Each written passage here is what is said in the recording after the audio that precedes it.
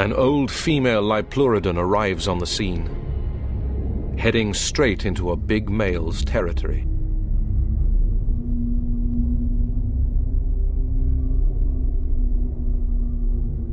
Lipluridon are fiercely territorial about their hunting areas, and confrontations almost always end in violence.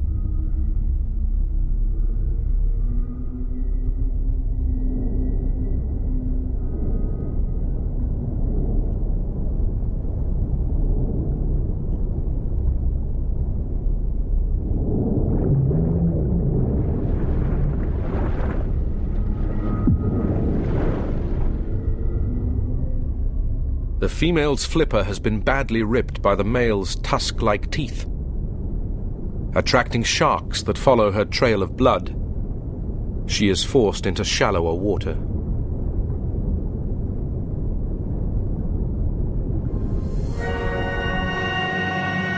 Confused and disorientated, the old Lipluridon soon ends up stranded on the beach.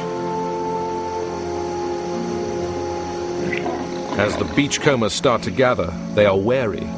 While the giant is still alive, her enormous jaws are lethal. But they can afford to bide their time. The carnivore's own 150-ton body is slowly suffocating her.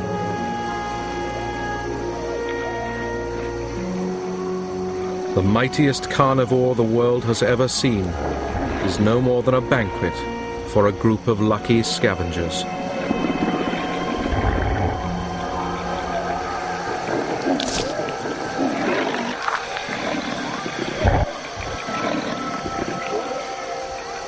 The Jurassic is a golden period for giant marine reptiles.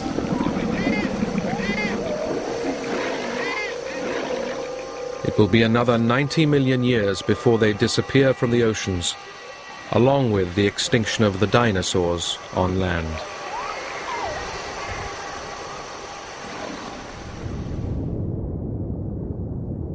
Most of the Ophthalmosaurus pups now face life in the open sea.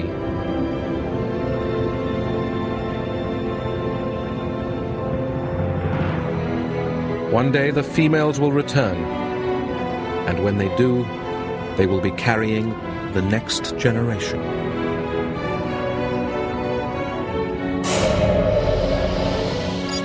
And just as they have conquered the oceans, now the reptiles take over the skies.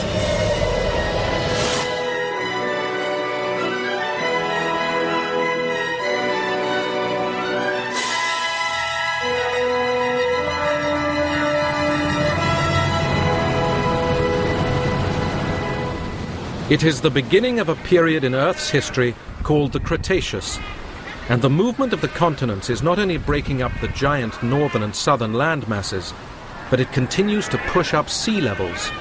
This has opened new seaways and coastlines.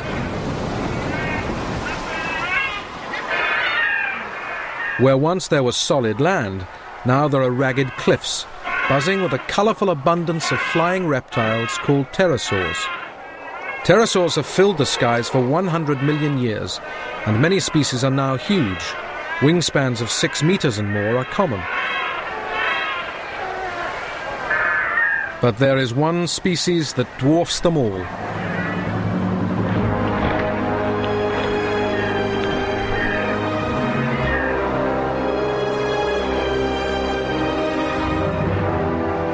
He is Ornithocheirus, 12 meters from wingtip to wingtip, and a body bigger than a man's. He is the undisputed king of the skies.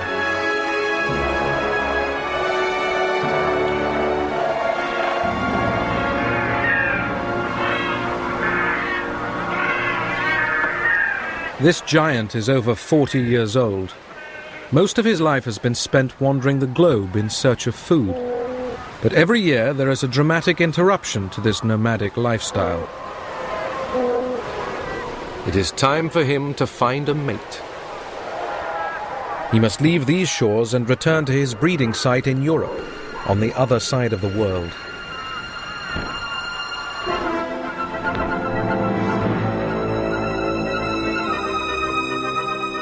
For this giant of the sky, It will be the last great flight he ever makes.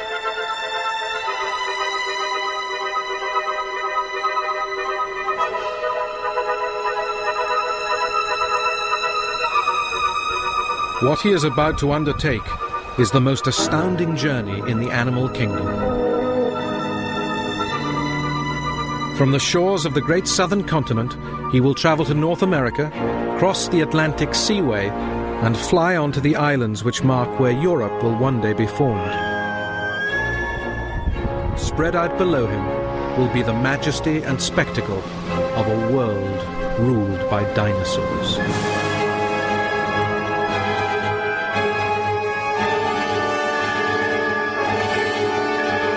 In just a few days, he reaches the southern tip of North America.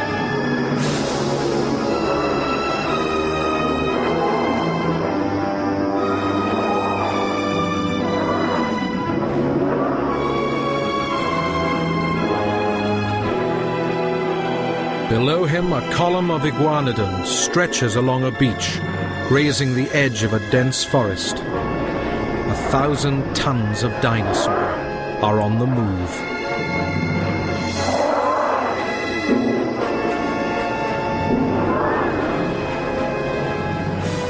Hundreds of mouths are searching for a fresh place to satisfy their enormous appetites.